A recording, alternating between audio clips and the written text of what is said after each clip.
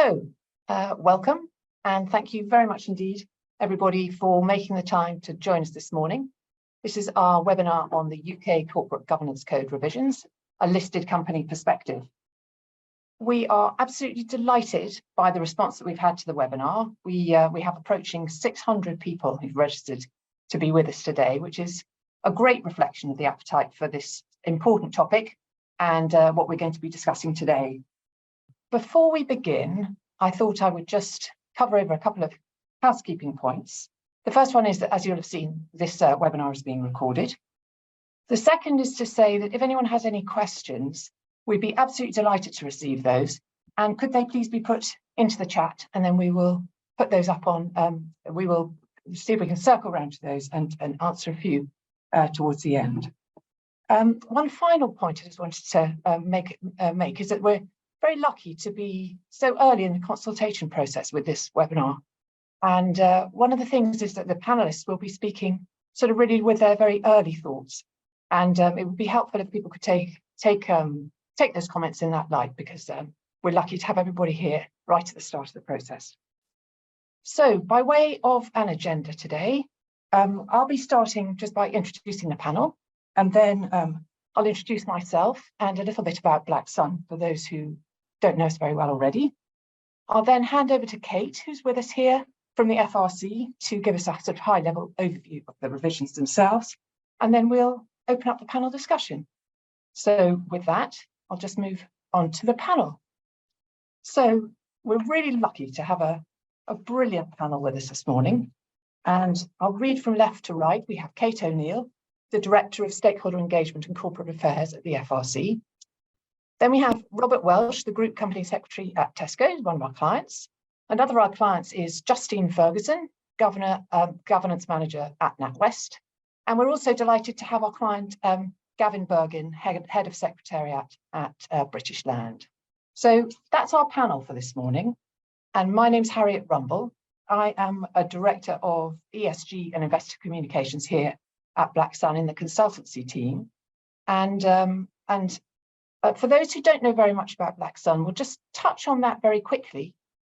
BlackSun Global is communications business, and we have our purpose, which is to spark positive change, which we do through stakeholder engagement. What we do here, our focus, is really to help companies to align their ambition, their strategy, and their communications. And we do that through these four principal areas that you can see on the infographic in front of you. That's ESG and sustainability advisory, integrated communications campaigns, corporate reporting, which is the piece that I specialize in, and the reason why we're all here today looking at the corporate governance code, and then digital experiences. And as you might know, at the beginning of this year, we became part of what's called the Positive Change Group. So that was launched sort of early 2023, and the idea here is that it's a collection of companies, all with shared ambitions and values around the communications piece. And what was originally just a London business has moved, as many will know, out into the APAC region. And by the end of this year, we are expecting to have opened offices in the US as well, which is an exciting move. So from our client's point of view, it will feel very much like business as usual. But in fact, we do have this broader range of services and expertise available to them all. That's around brand and culture. We can see here the stakeholder engagement piece, and also copywriting and content. So that's our story here. And I just wanted to say a final word before I hand over to Kate about the poll that we ran. And just to thank everybody very much indeed who took part in that poll. I'll be talking to a few of the findings as we go through. But what you'll see here is that we got some really positive endorsements about the code itself. So over 95% of people who responded, and we've got good levels of response, felt that the UK Corporate Governance Code was a key differentiator for the UK in terms of high standards of corporate governance. So we knew that it was strong, but over 95% is really very strong indeed. When we were asking about the strengths of the code, we knew that one of the key strengths would be about comply or explain, but it was absolutely great to see that the outcomes-based reporting that's being strengthened in the code this time around really began to shine through, with 22% of people citing that as well as a key strength. And then we also wanted just to find out, where are people in terms of their plans about responding? About a quarter already committed to responding to the consultation. And almost a half were saying that they're not sure yet. So we're hoping very much that today's webinar will be a help to inform more and to encourage people to engage with the process, whether that's direct or through an industry body, but certainly to engage as much as possible. So with that, if I may, Kate, I will hand over to you and ask you to take us through the code revisions themselves. And if, as we go through this, any early responses that you're able to or insights that you're able to give us for how people are responding, in your conversations so far, that would be brilliant as well. Thank you. Great, Harriet, and thank you for everyone's interest in attending today. It's a great opportunity to talk to a wide platform about the proposed revisions to the code. And we have already started the consultation and obviously doing events like this. And it's great to see the poll results. The corporate governance team will be delighted that 98% of people think it's a powerful good, and I will pass that on. I think it'd be really helpful to start by saying why we're reviewing it. We didn't just wake up one morning and say, oh, it's been 5 years since we reviewed elements of the code, let's have another go at it. This all started with the Kingman review of 2018-19, which was prompted obviously by the company failures, including Carillion, BHS and Patisserie Valerie. It's important to talk about its audit and corporate governance. We will become eventually Audit Reporting and Governance Authority, ARGA. And the reason I make that point is I think it's been very easy to say it's all the fault of the auditors. They've done bad audits. This is why these things happen. So the government, when they published their white paper, Restoring Trust in Audit and Corporate Governance, set up proposals which did look at some changes to the corporate governance framework. In those proposals, it was commonly known UK SOX or SOX Lite was proposed, and subsequently in the next iteration of government's response after the consultation period, where there obviously were very strong views on adopting a regime much like the US SOX one, that it was not pursued. But what the government did say is, we will ask the FRC to have a look at elements of corporate governance, particularly in relation to assurance and internal controls, and ask it to look at the code. I think one of the early bits of feedback is that this is not an over everything in the code being looked at again. We've been very specific and quite tight about the elements that we have open for consultation. I also think there is some early feedback that people are a little bit disappointed that this is in a bigger deal than perhaps they were working up to or expecting to see. It doesn't mean that the things that we're proposing aren't important, but it is not as wide ranging as perhaps some people were anticipating. So that's where we got to where we are. Consultation, white paper, consultation, government response, and we're doing some of the things the government has asked us to do as a result of not having primary legislation as yet, given the delay to the legislative timetable. And then, so the code is a good place to have a look at where things could be tightened up to achieve those outcomes. So we published on the 24th of May. There's pretty much, you have 5 major parts of this consultation. Prudent and effective controls, and I know people have many views on what effective actually means. Improving the functioning of Comply or Explain. We believe, and it'd be interesting to hear from my fellow panelists on this, about Comply and Explain. Is it achieving the flexibility that the code is designed to be? It is not a one-size-fits-all code.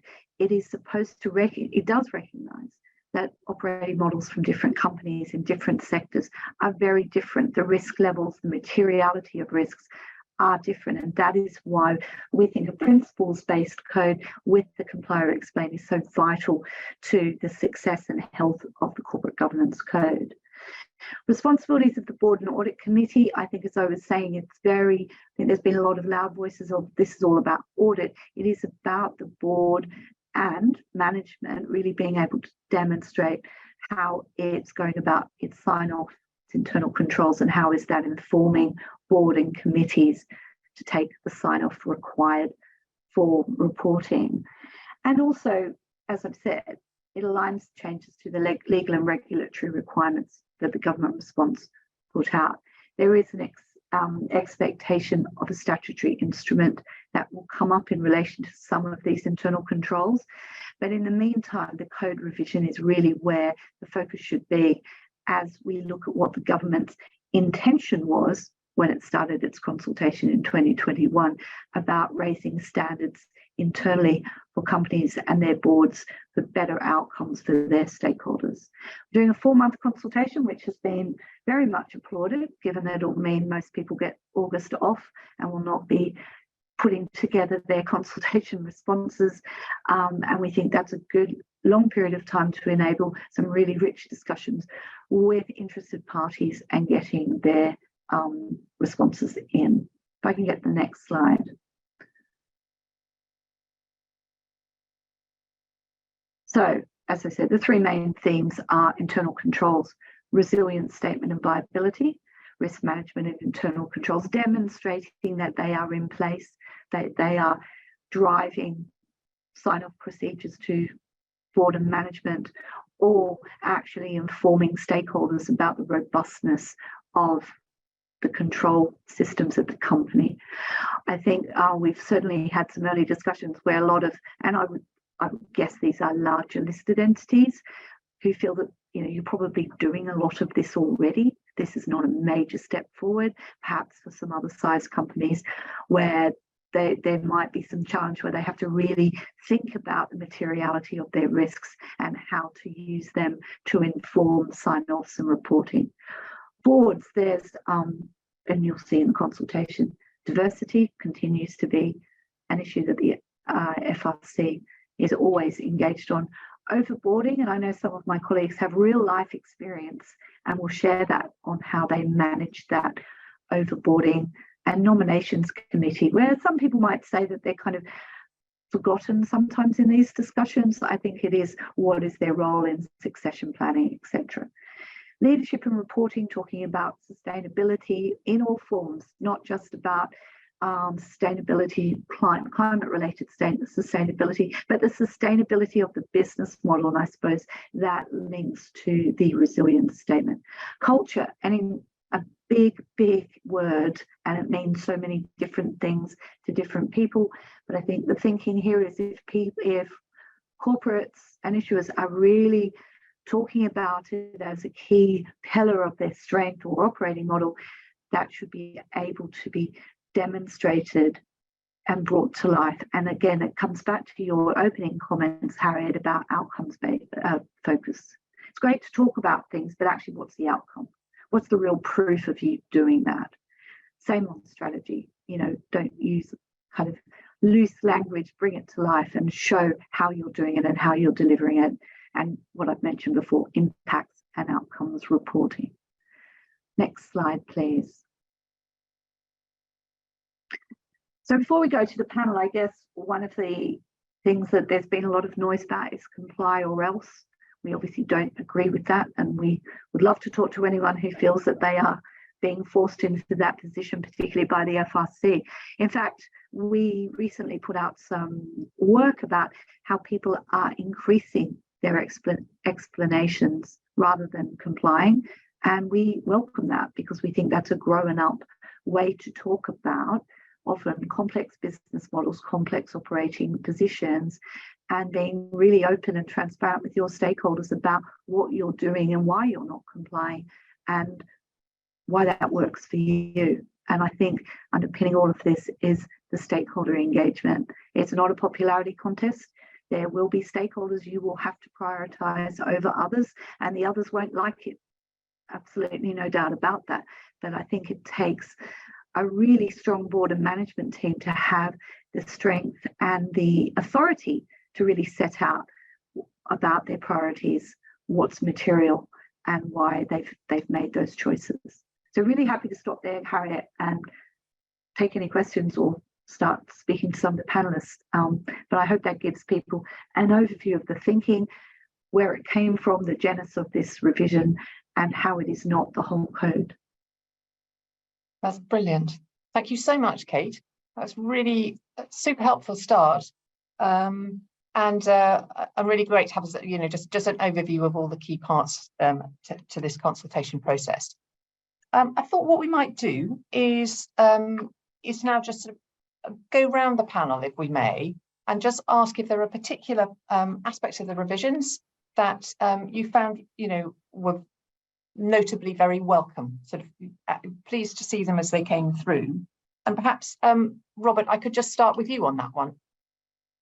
By all means. I mean, I suppose I'd build on some of the things that Kate talked about. I mean, to me, when I read the code, the fact that it was a much more targeted approach than 2008, and I suppose in that respect, it's much more technical changes than structural changes, and I think that's certainly to be welcome.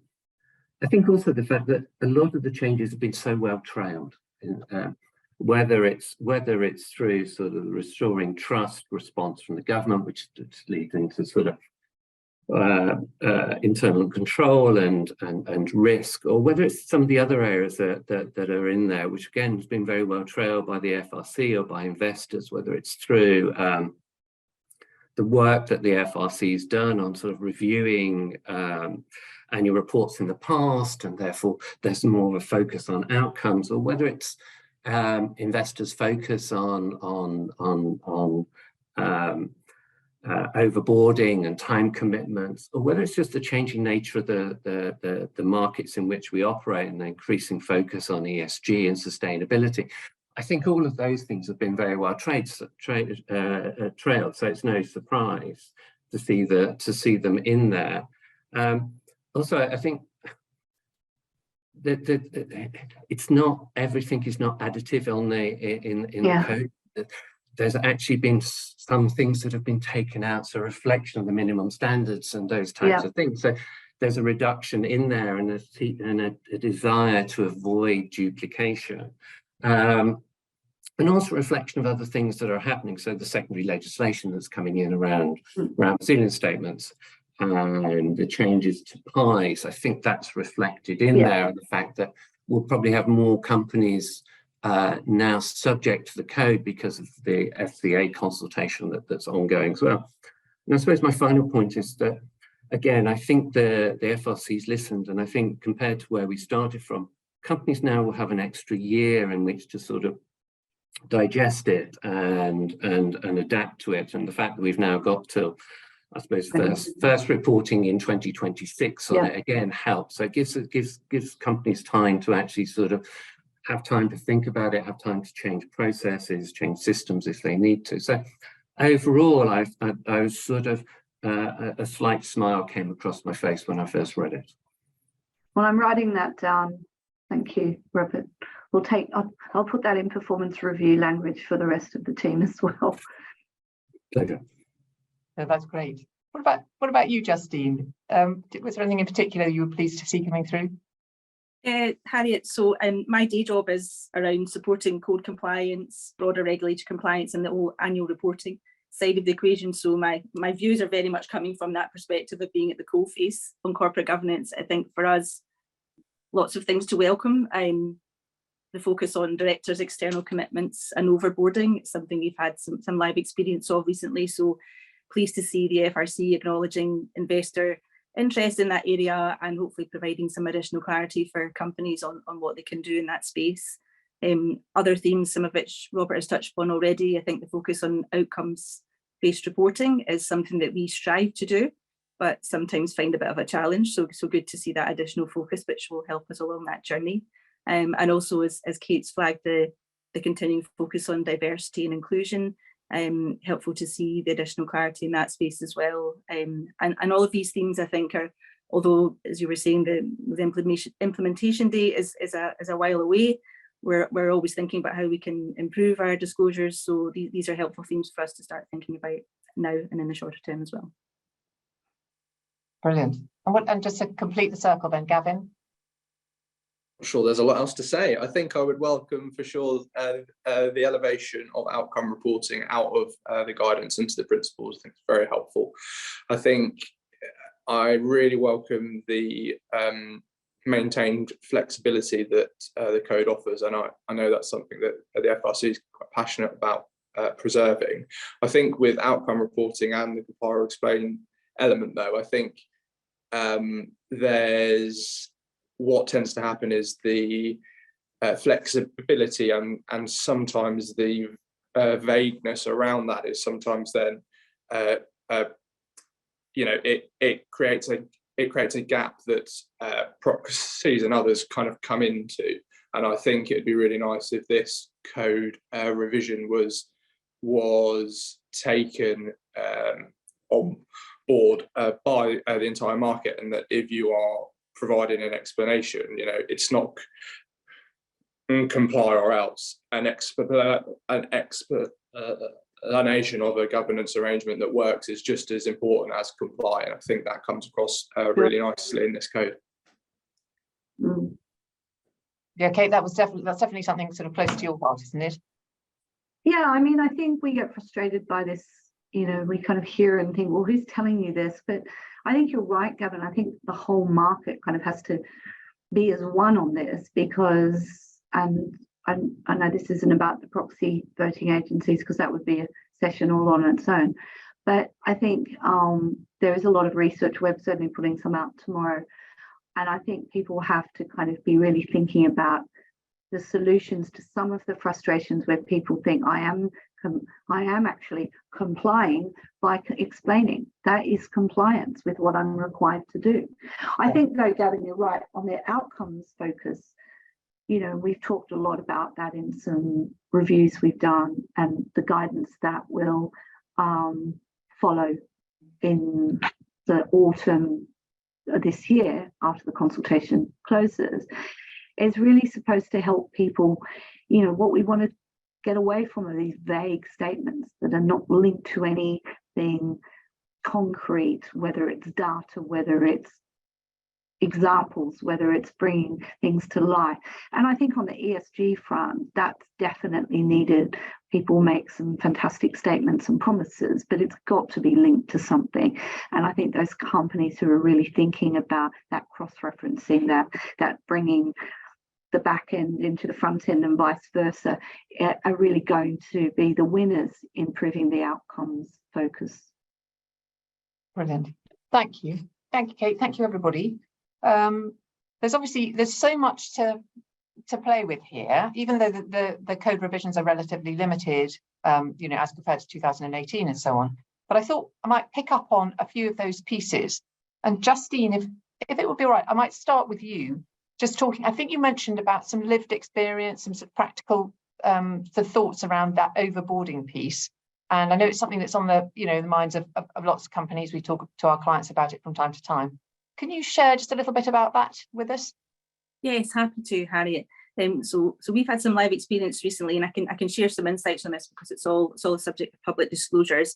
But back at our 2022 AGM, the resolution to re-elect one of our non-executive directors was passed with lower support than expected, so just over 80%. And while the number of directorships held by that director was within all applicable regulatory limits, their appointments were not considered to have been in line with certain proxy advisor guidelines. So we had a challenge there. We believe there were mitigating circumstances. The individual here held a chairman role with a special purpose acquisition vehicle where the time commitment was considerably less than you might normally expect with a chair role. But that was the situation we find ourselves in. So what did we do? So after the AGM concluded, the level of support received for that particular resolution was acknowledged specifically in our 2022 AGM results announcement, and our chairman engaged proactively with shareholders to explain the board's support for that particular individual and to offer the opportunity to discuss any concerns that they might have had. I think on the broader theme of external appointments and overboarding, that experience has led us to think very hard about what we say publicly about time commitment and external appointments. And we did make an effort in our 2022 ARAs to tell a bit more of the story about how we consider external appointments coming to the board for approval and the process we go through and some of the actual outcomes of those conversations during the year.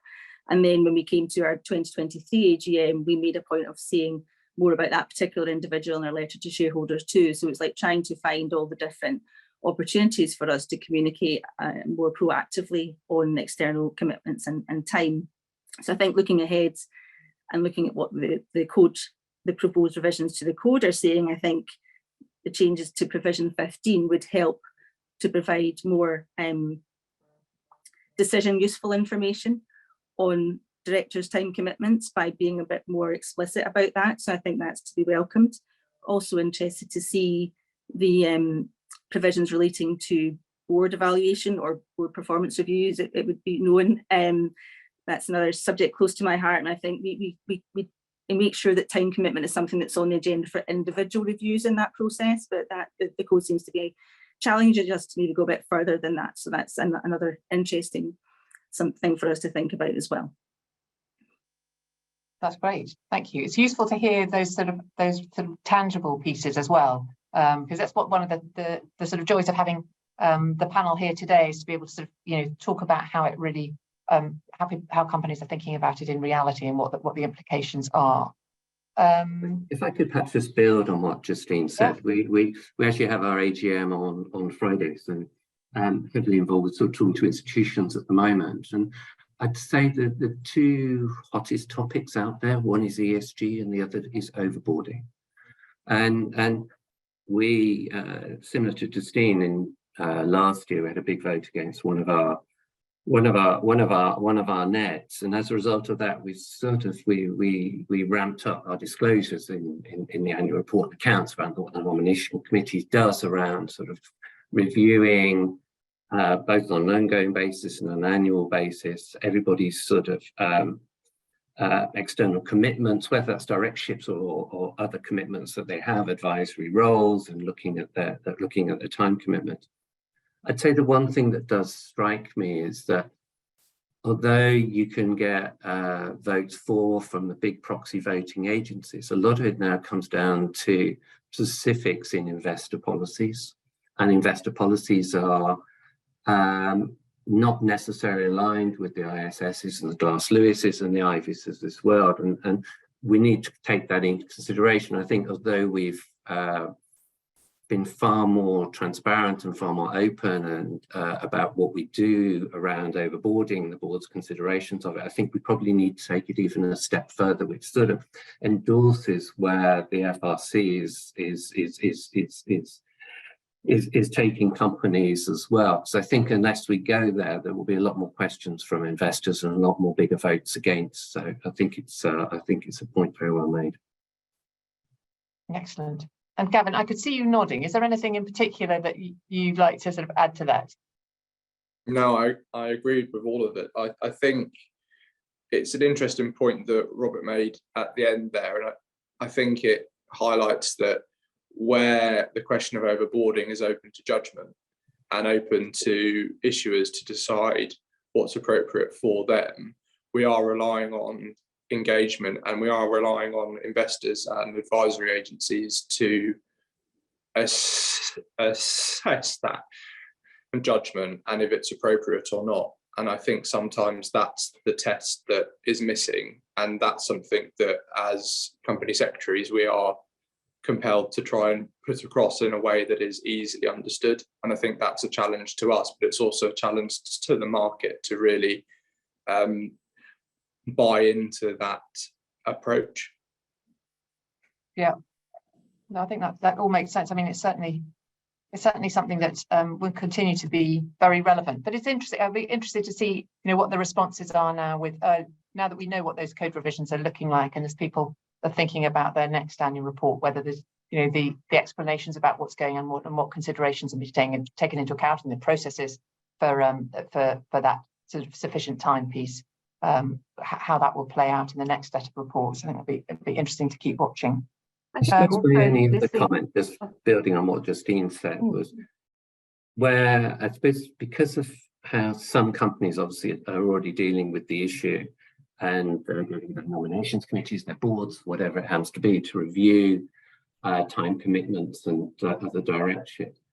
I think the code's approach of saying that it needs to be done through performance reviews, I think a bit of flexibility around that might be needed, just to I agree with the principle totally. Just how you do it, I'm not sure whether totally the board performance review is the best way of doing it. It's one way of doing it, but I think having that flexibility, which the code is so good at doing generally, would be very welcome.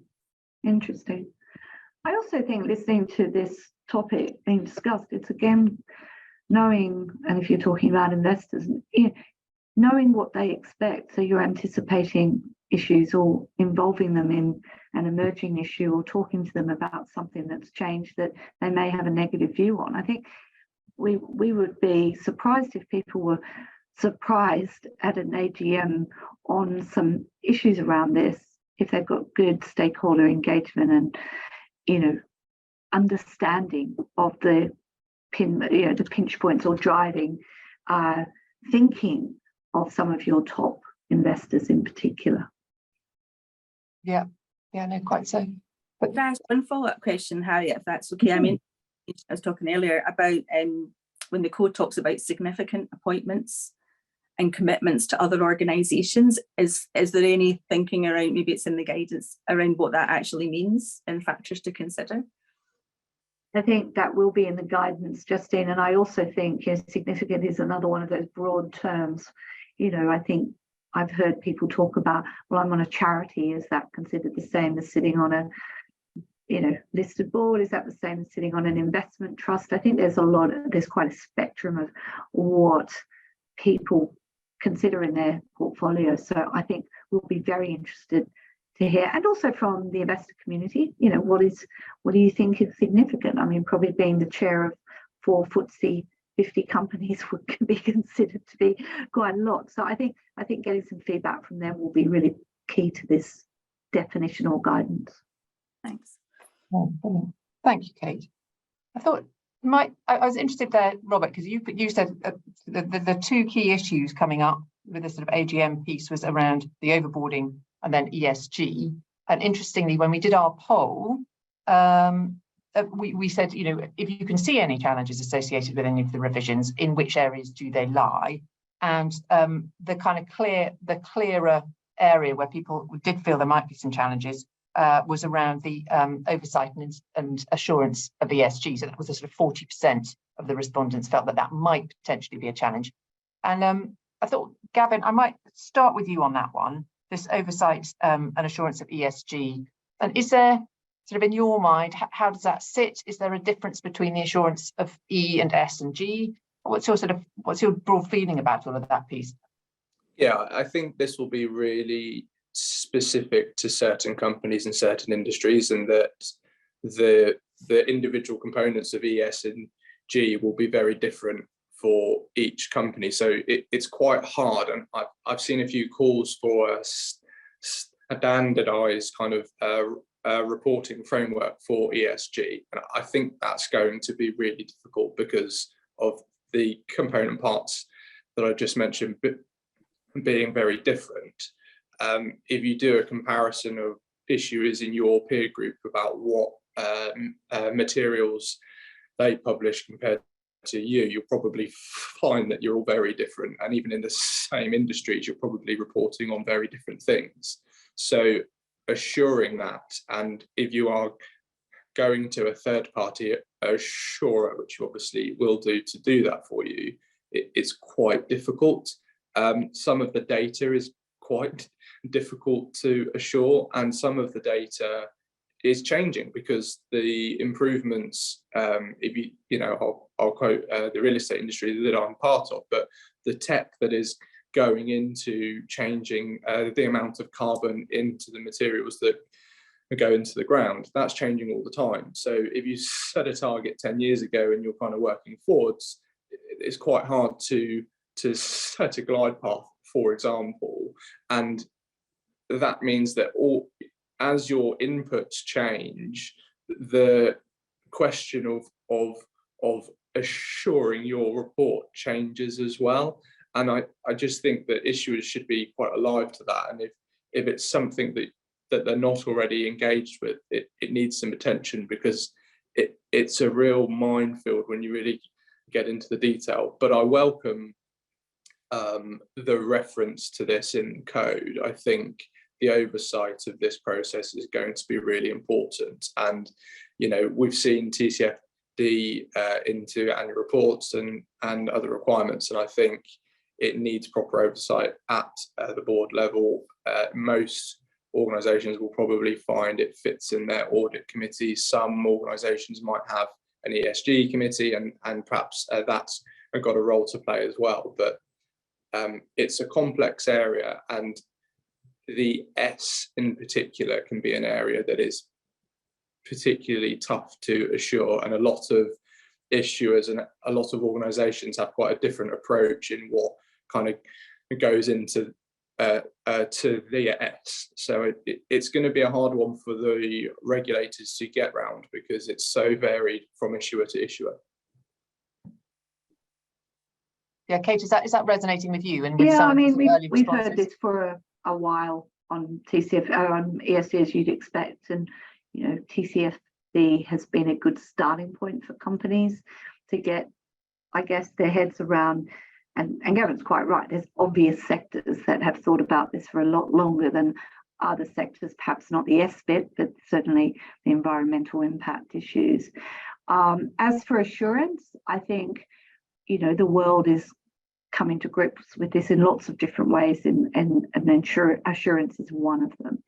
But I think on the S, Gavin is right. I haven't heard of anyone coming out with a magic formula on that, because it is a different impact and risk for different companies. And I think the materiality of the risks has to really be thought through as to whether you do need to get assurance on it or not, whether it is key to your operating model, your strategy.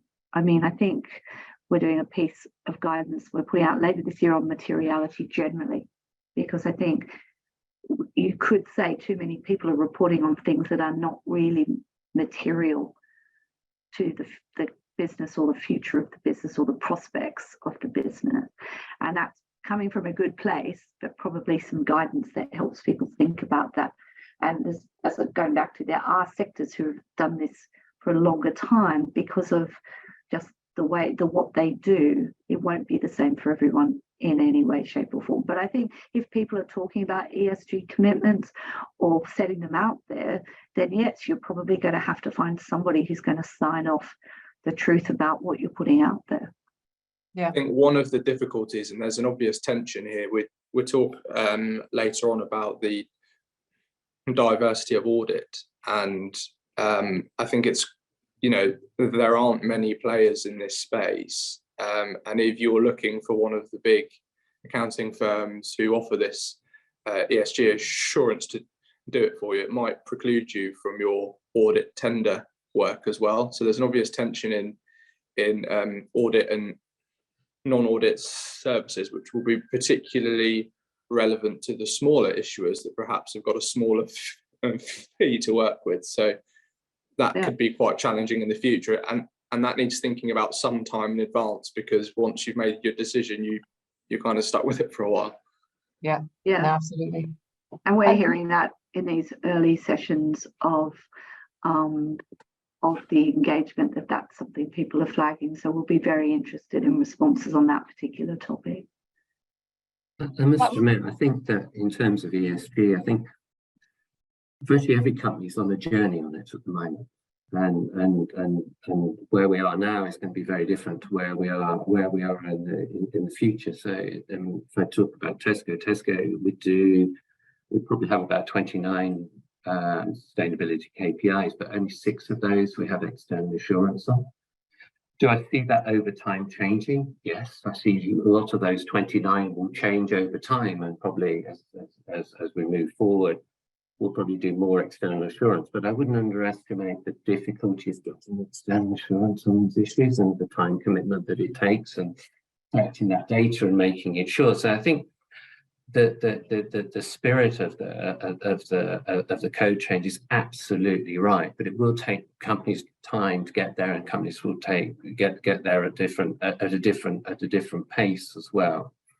Again, picking up on one of the points that Gavin said around, I think again, just it picks up on the flexibility of the code as well. The code, I think, looking at sort of narrative reporting and then the integrity of it is so important. I mean, from an investor's point of view, a lot of their investment decisions are now being made around ESG and the narrative that we're putting out there. So sort of having the veracity of that is very important. I don't always think that the audit committee is the best place for that to be done. I think, and the reason why I say it, I think where companies do have sort of corporate responsibility committees or sustainability committees, that's where the skills are sitting, and that's probably the better place for that narrative review. Okay, if we're talking about assurance, I totally think that the audit committee is the best place. But again, I think if the code could have a more flexible approach to where that narrative integrity confirmation is being given, again, I think that would help companies. Sorry, Gavin, I interrupted you. No, not at all. I think I was trying to interrupt you, if anything. I think I completely agree with you on the narrative point that it might be better placed in other forums, and that's the approach that we take here. That our ESG committee very much focuses on ESG, and the audit committee will focus on the quality and the accuracy of reporting. I think, just picking up on the point I think you skirted around, that this area is increasingly becoming the focus of investment decisions. You know, it's slow, but it's happening, and I think as more capital is deployed because of these disclosures or because of the information that issuers are putting out there with regards to ESG, that a board from a risk perspective has a very clear need there to rely and to be able to back up the information that it's putting out. And I think that's where this assurance piece becomes really important. And I think if you take the KPIs, I think if you were talking about your financial KPIs in the front half, you'd be very uncomfortable if not to have those assured. So I think as the investment community changes and as ESG becomes even more prominent, I think a board will be very keen to make sure that the information that it's putting out is assured and reliable. And I think increasingly as well, so companies like Tesco, I don't know whether NatWest and British Land here, but we do sustainability linked bonds as well. So some of the interest rates on bonds are determined by sustainability targets. If we hit targets, then the interest rate varies. And I think where you do that, yes, you're absolutely right. You do need the assurance over that. I think there are you need external assurance over it. I think because of the nature of ESG and the areas that it just covers so many different areas that to assure everything would be, I dread to think the size of the team and the cost of doing it. So I think it's again prioritizing. It probably goes back down to something Kate mentioned at the beginning. The companies need to talk to investors about what their priorities are around ESG. Yeah. And at Tesco, we have an expression, things we want to be famous for. And that's the key focus of us, and whether that's sort of, for us, it's around health and packaging and waste and climate. But there's sort of, I could probably list another 20 or 30 factors which institutions would be interested in. And I think the onus is on us to talk to institutions about what the focus is. And as we move forward, where the focus changes. And so, yeah. I think also to that point, people forget sometimes that we also are the keeper of the stewardship code.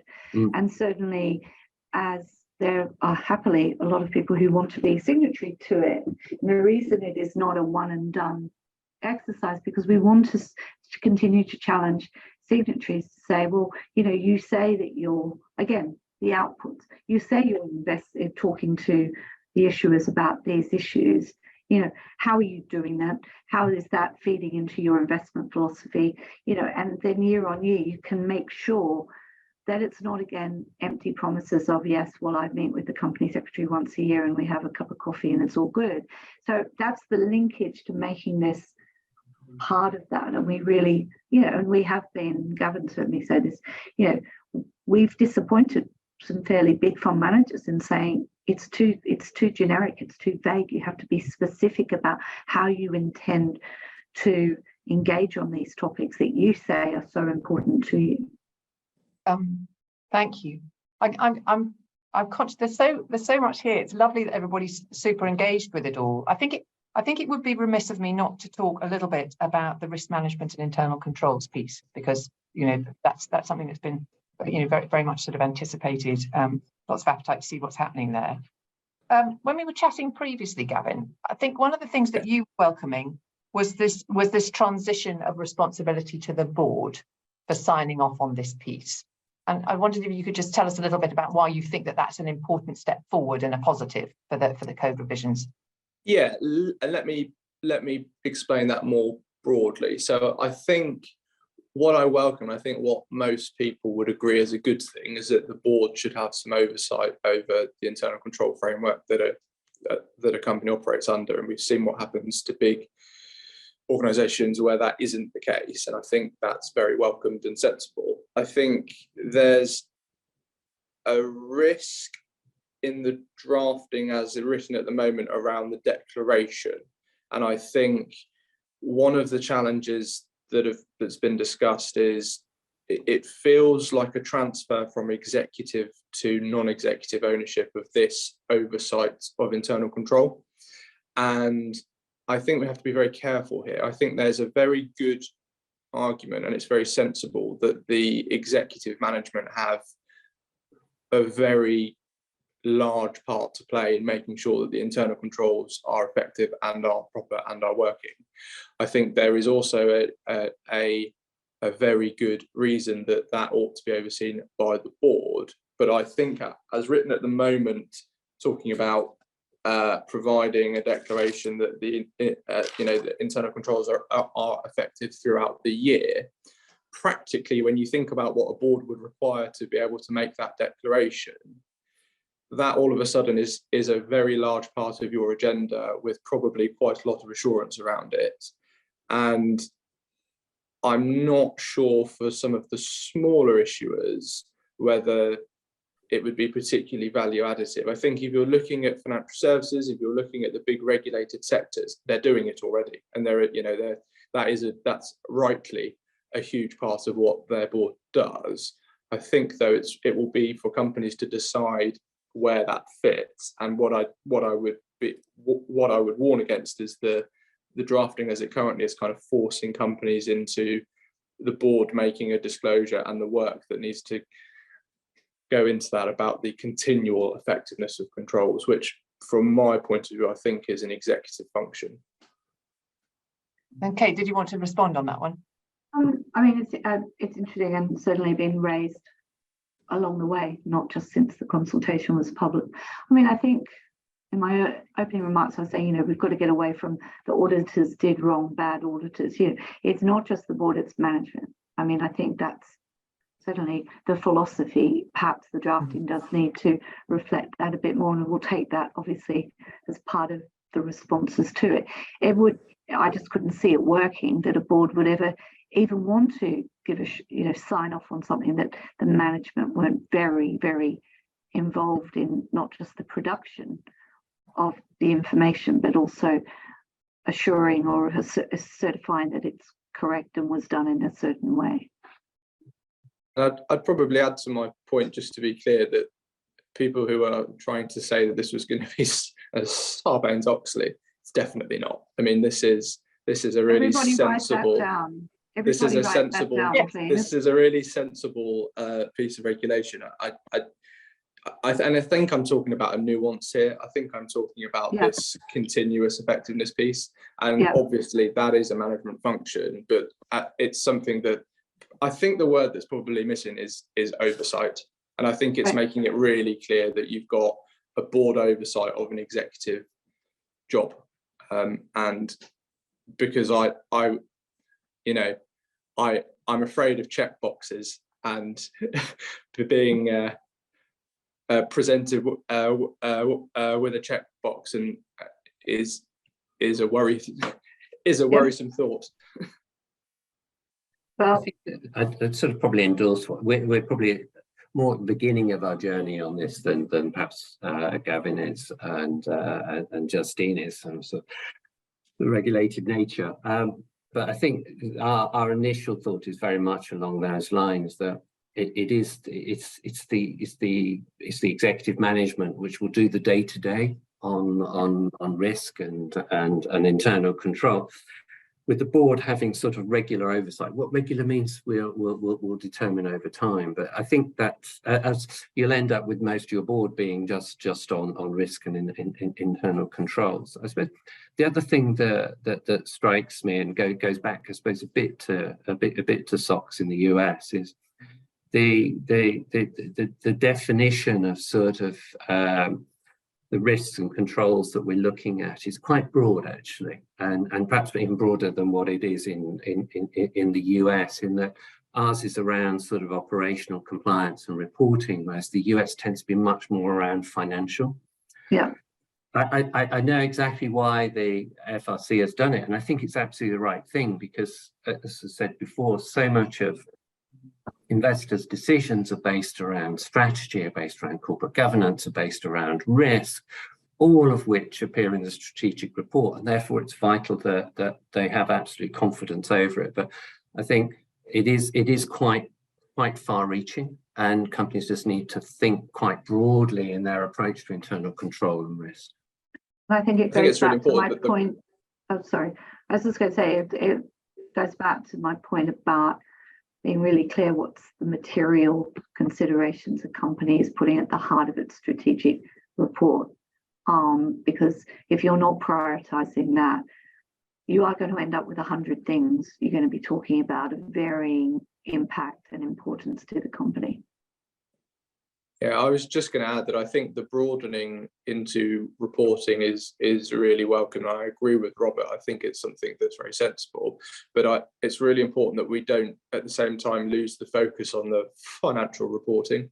And I know that's part of reporting, but kind of not explicitly keeping that focus, I think, is perhaps needs to be thought about as well. Thank you very much.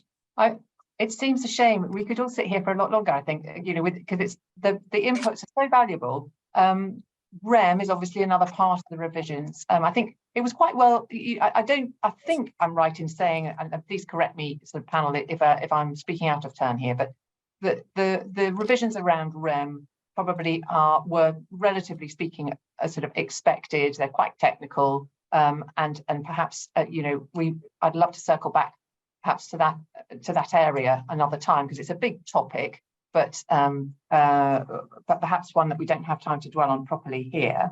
But I thought I'd wrap up, because we haven't really had time to take very many sort of questions from the audience, but there's one that popped out and is close to my heart. So I thought I'd ask Kate about this, if I may, which is around stakeholder engagement. So there seems to be a kind of mood music with the revisions, which is about trying to be more engaged, not just with your shareholders, with the investor community, but with all of your stakeholders.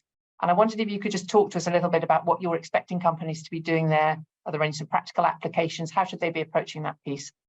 I mean, I think it goes back to, don't do it for the sake of doing it. If it's got to be with an outcome or a purpose, to say, oh, I spoke to my top 40 investors, plus I talked to these people. I mean, if you've identified your key stakeholders, whether they're investors, well, they're always going to be including investors, but what are the other parts of your universe that you will engage on? You've already kind of got that prioritization mentality there. But I started with the comment, and I do believe this, if you're running it like a popularity contest, you can't win that, because there are going to be different competing priorities from time to time. It doesn't mean you should dismiss stakeholders, not listen to them, not take on board. It's the same for the FRC.